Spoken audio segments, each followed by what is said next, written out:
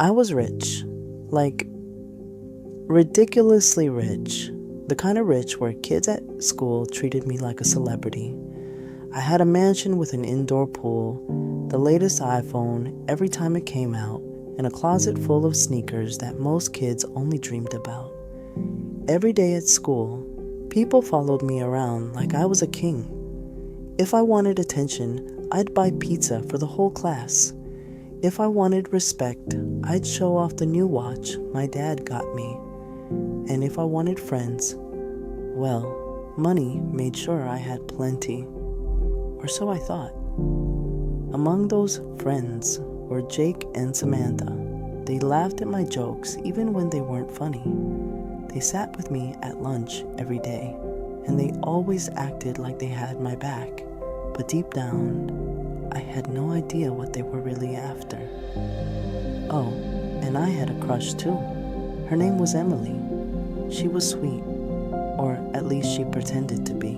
She laughed the loudest at my jokes and always found an excuse to sit next to me. At the time, I thought she liked me for me, but later, I'd find out the truth. Then, one night, everything changed. I was gaming in my room when I heard shouting downstairs. I ran to see my mom crying, holding a bunch of papers. Dad sat with his head in his hands. We had lost everything. His business crashed overnight, and the bank took everything we owned.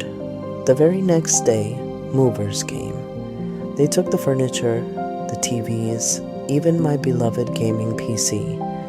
I stood there helpless, watching strangers strip away the life I thought was permanent.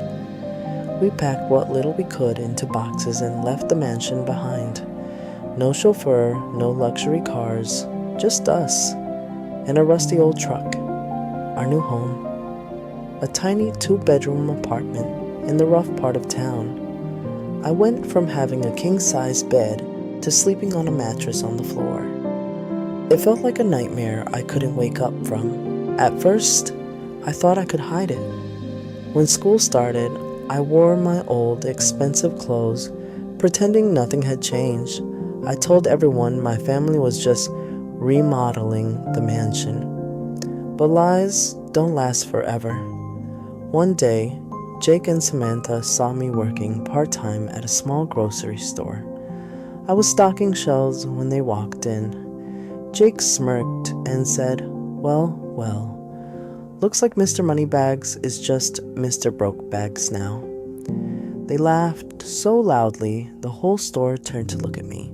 The next day at school, the rumors spread like wildfire. By lunchtime, everyone knew I wasn't rich anymore. People who once fought to sit at my table now avoided me like I was invisible. And Emily, she walked right past me and sat with someone else, someone richer. That hurt more than anything. It didn't stop there. Jake and Samantha weren't satisfied with just embarrassing me. They started spreading lies, telling people my family was poor because my dad was a criminal, that we deserved it. Even worse, Jake stole my science project. He turned it in as his own and won first prize at the school fair. I wanted to fight back, but I had no proof, and everyone believed him over me. For the first time in my life, I felt powerless.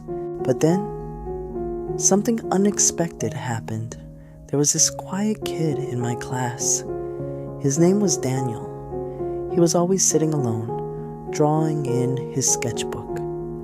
I never really paid him much attention before. But one day, when Jake was mocking me in front of the class, Daniel spoke up. He said, "Leave him alone. Money doesn't make you better than anyone else." The class went silent. No one had ever defended me like that before.